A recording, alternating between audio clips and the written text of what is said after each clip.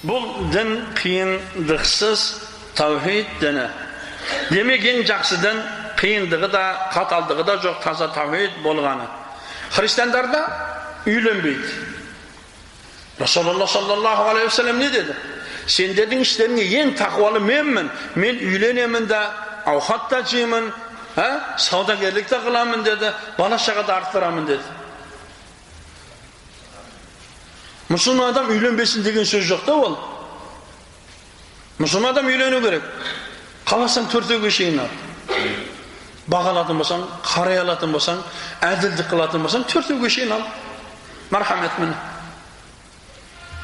Ал бірақ мұсылман адам үйленбесін, өзін пішіп тастасын деген нәрсе жоқ. Егер жағдайлар мен мүмкіндіктердің өзгеруіне қарамастан міндеттерді орындаудың шарттылығы өзгеріссіз қалар болса, діни міндеттерді орындауда мұсылманға үлкен зарар жеткен болар еді. Қиындықтар туындаған жағдайларда мұсылманның міндеттерін жеңілдетудің мынандай мысалдарын келтірейік.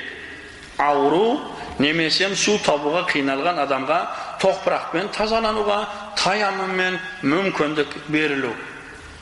Жоқ, су тауып, әлбетте өлсеңде су тауып оқисың деген жоқ нәрсе де. Қараңда, ауырмақтығылы шіріп кетсең де сумен дәрет алуың керек деген нәрсе жоқ.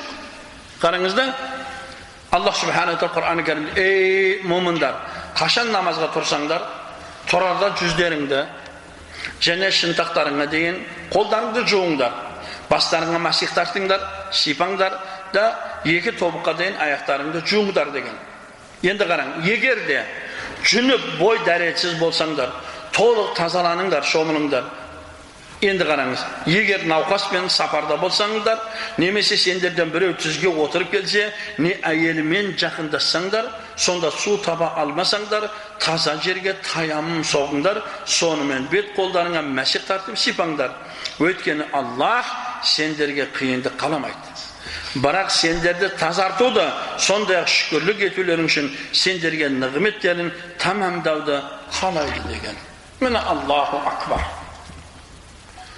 Демек күн суық болатын болса, жүніп болып қалдыңыз. Су бәрі мұздай, өліп кетесің бе қайтесің? Демек таямыммен жақсылап, таям алып, намазын оқи бересің.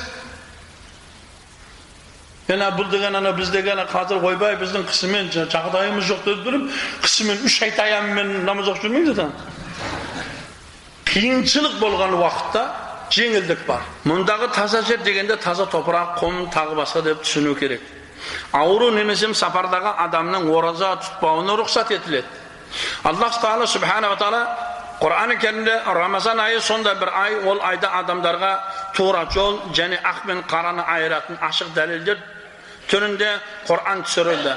Сендерден кім Рамазан айында болса ораза ұстасын, ал біреу науқас не сапарда болса ұстамаған күндердің санын басқа күндерде толтырсын. Аллах сендерге жеңілдік қалайды, қиындық қаламайды деген. Сапарға шығып кеттіңіз, енді Алматыға барып қалдыңыз, сіздің жағдайыңыз ешкім істеп бере алмайды, сәресіңіз ешкім істеп бере алмайды.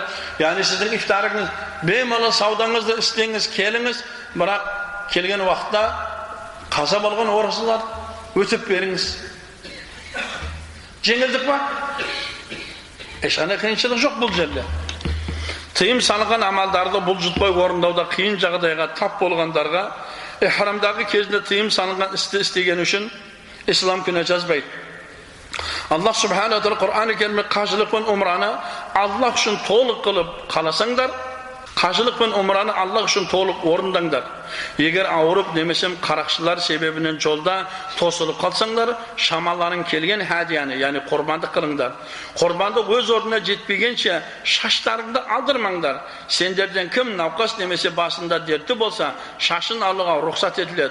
Алайда бұл үшін ораза немесе садақа яки құрбандық тәрізді фидия беру тиіс деген. Рамазан, яғни қажылыққа барған уақытыңызда да, мысалы сол мал союға шамаңыз келмеді ме? Мал союға. Сол жерде 3 күн ораза тұтасыз. Қалған ауылға кетіп келесіз. Қараңыз. Шаш алдыруға мүмкіншілігі жоқ па? Шашын қысқарта салады.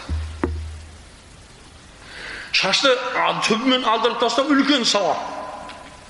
Бірақ енді мысалы кейбір қызметтегі адамдар бар мысалда, немесе шашын алып қалатын болса, екі басты адамдар бар. Немесе құлағы тіке тұратындар бар. Шашын жайлап қысқартып қойса болды ол. Оған алу шарт емес. Көресің. Яғни исламдағы жеңілдіктер.